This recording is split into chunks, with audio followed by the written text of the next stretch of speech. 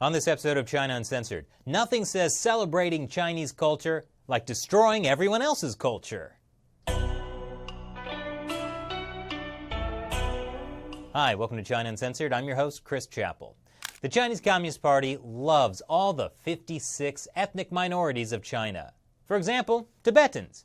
The party liberated Tibet from the mean old Dalai Lama and created a modern society by burning down temples, mostly wiping out the language, and let's not forget making lots and lots of dead bodies. And since this strategy was so effective at making Tibetans cooperative, why not try it in other ethnic regions of China? Well, that's just what the Communist Party has been doing in the Xinjiang Autonomous Region and its ethnic Uighur population. And it's working just as well as you can imagine. I went down to Washington, D.C. to speak with Irade Kashgary, a Uighur activist about the Chinese Communist Party's cultural genocide. Thank you so much for joining us today. Thank you. I'm happy to be here. So how about you tell us a little bit about yourself? Of course. I was born in East Turkestan in 1993. My parents immigrated to the United States in 1999. And I am a U.S. citizen, and ever since I was 5 years old, I've been a Uyghur human rights activist. I've been going to protests since then, complaining about what China's been doing to Uyghurs. And now I operate Ana Karen Education, which is a Uyghur language school in Northern Virginia. Okay. Now I understand that some people call East Turkestan a different name. Yes. They do go by Xinjiang, but just like my name, for example, which my parents gave me the name Irade Jalil, they changed it to Irade Jalili. Similar to what they're doing, this is all part of their Sinicization. Their plans to try to completely suppress and get rid of Uyghurs in general. And that's why they renamed East Turkestan as Xinjiang. That is the name that they want to go by. The second you say East Turkestan, you're detained, you're sent away, you're considered a separatist. But that is the name given to us back in the 1800s. Well, one thing I don't get is, I hear that all the ethnic minorities in China love the Communist Party. So the Uyghurs, surely the Uyghurs also love the Communist Party. You hear that, yes, but unfortunately that is not the case. That is false propaganda that they like to spread. Even before 2001, they used to say things like, oh, Uyghurs are so happy here. They love the Communist Party. They're great. We get along great. Just like the Tibetans. Just like the Tibetans. So no difference, right? We're not under any oppression. No. So the unhappiness is because of that oppression, because even back in history, before in the 1900s, what would happen is Uyghurs would get to a certain part of their career, or they'd have caps. It would be racism. They'd be capped off at a certain position. They don't have any self-determination even back then. And that's where the unhappiness comes from. So just as for our audience who might not have a super clear idea of the Uyghur people, can you tell us a little bit about the Uyghur identity? Yeah, we're Turkic Muslims. We've been in existence for a very long time. We've had our own country. We have our own country, currently oppressed. We are, This feels so subversive. I love it.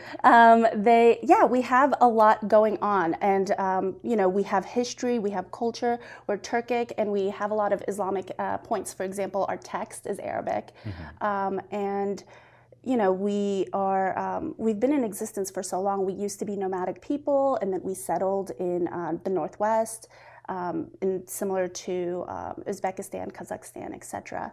And in 1949, we were oppressed by the Communist Party. Oppressed or liberated? Oppressed. Well, so you see this in Tibet as well as in Xinjiang or East Turkestan. I'm using both so people know the same page we're on. And like Tibet, you see an eradication of the traditional Tibetan culture. That's happening in Xinjiang as well, right? That is correct. It's happening at an alarming rate. It started, as I mentioned, very early on, but it's getting more and more severe now. They're attacking children. They're handling the generations differently. So while they're arresting the people like me, my age and older, They are taking the younger kids that are still, developing their minds, and they are teaching them to forget who they are and to consider themselves Han Chinese. There are videos that have been released with kids who are Uyghur saying that they are Han Chinese. This is ridiculous. This is, how do you say that you're not one thing and then that you're another? It's like ethnic genocide. It's ethnic genocide, and they're making sure that any of our ideologies, any of our beliefs are completely being suppressed. I hear so on Ramadan, which is a traditional holiday where people fast, correct? Yes. I hear they have even been giving Uyghur children candy to tempt them. That's been going on for a while, actually. Really? Yeah. So even before the recent aggression, rise of aggression, they had been, purposefully during Ramadan, they'd been bringing candy and cookies to schools so that the kids would be more tempted. Now, that's not even the case. You have to eat. You have to even drink alcohol for adults, at least. I don't want to... They're not forcing that on the kids yet, right? Not yet. Okay.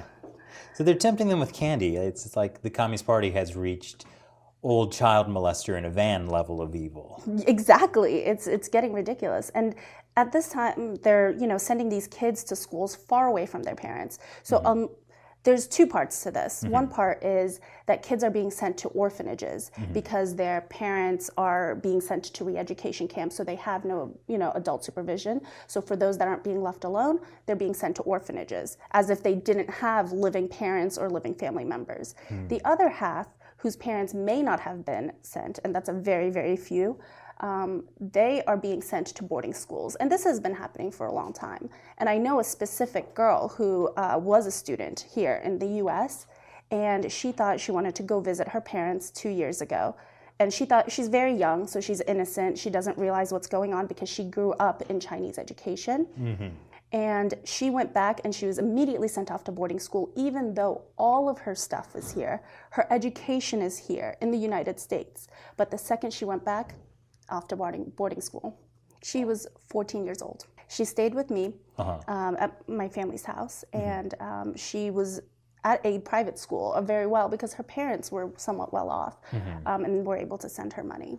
And now we don't know. Last we heard she went off to boarding school, but we don't know. How is the Communist Party changing the face of Xinjiang, East Turkestan?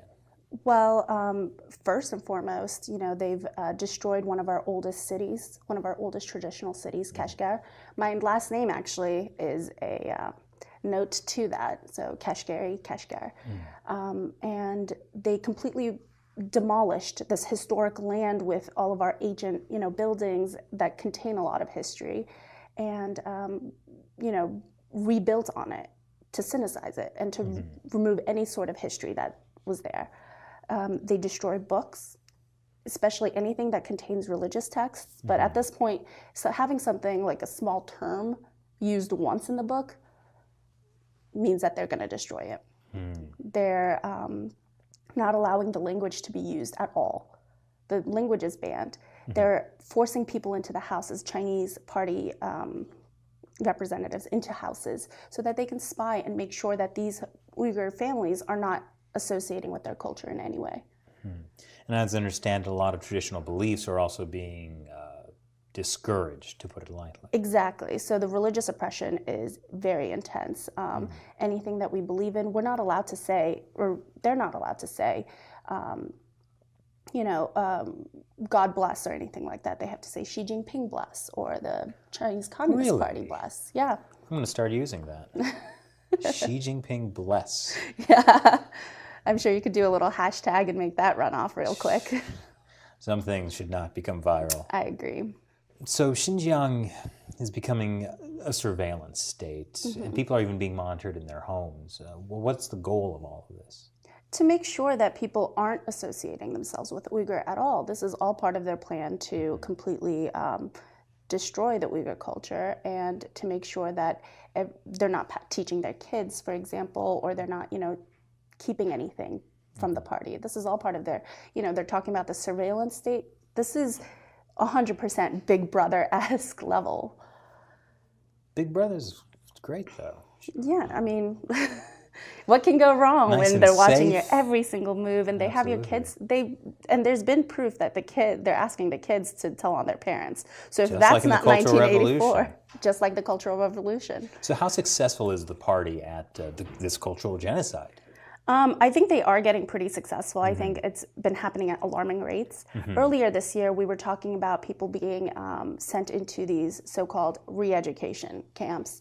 Vocational training schools, right? But really, let's be honest, they're a step away from being concentration camps.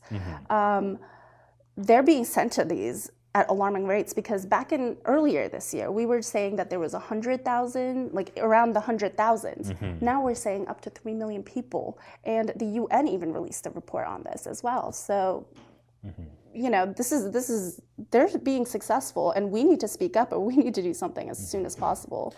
I know the U.S. government has been more vocal about the situation there. What can the rest of the world do? We can continue to be more and more vocal. The U.S. has been, taking lead on it. Recently, there's been the Uyghur Human Rights Act that's been released. But the international community, the EU, has spoken up as well. But it's still, speaking up is only the first step. We need to actually create acts. For example, the U.S. has the Magnitsky Act. We need to implement that. I think all countries need to implement it. Can you just mention how that applies to specifically Xinjiang? Yeah, there's many leaders like Chen Chuang-go that needs to be pinpointed that he can't come. He needs to be sanctioned. There needs to be sanctions happening, and he needs to. We need to be able to say, look, you can't do this, and here are specific people doing this, and they need to pinpoint these leaders that are behind all of it. So what happens to people who try and stand up to this inside of Xinjiang, East Turkestan? There have been very small movements, for example, in the sense of people stand up by, we are very, we really value books and art and stuff like that. And the second someone even tries to do anything like that, they get imprisoned. We have many, many thought leaders, professors, authors that have been detained and sentenced to life in prison. Because they released a book a couple of years ago, they translated a religious text. For little things like that, they're getting imprisoned. For even studying abroad, they're getting imprisoned. There have been many people who studied abroad that we haven't heard from. We don't know where they are. Why is the Communist Party targeting Uyghurs? Any sort of dissent from the Communist Party angers them. They have this. They believe that they'll get success through the Sinicization of all cultures. And Uyghurs have a very strong cultural identity. And this makes them, for example, when they go out, they don't say that they're Chinese. They say they're Uyghur. This does not fall well with the communist leaders. Communist China is not okay with this. They want everyone to be Han Chinese in one sense. They don't want anything that might divert them from following, feeling any sort of way about the Communist Party besides all hail. Well, that was very insightful. Thank you for joining us. If the audience would like to learn more about you or what you're doing, what can they do? What they can do is they can visit many of our websites. We have uhrp.com, we have uaa.com. These are all sources. You can Google Uyghurs on Google, and you'll be able to learn a lot from there. Besides that, they can contact many of our leaders and make sure that, read on the Uyghur Human Rights Act, read on the Magnitsky Act, and see how that's implementing right now in the government. Well, thank you for joining. It was great to talk to you. All right, thank you. Thank you very much for that fascinating interview. Yeah, of course. But there's actually so much more to talk about. There is. I don't think we got to half of it. Not even half. Fortunately, I spoke to Irade on the China Unscripted podcast, where it was so good. Yeah, it was amazing, and we got to talk about much more of the issues that are really important. And so I put a link below, so check it out.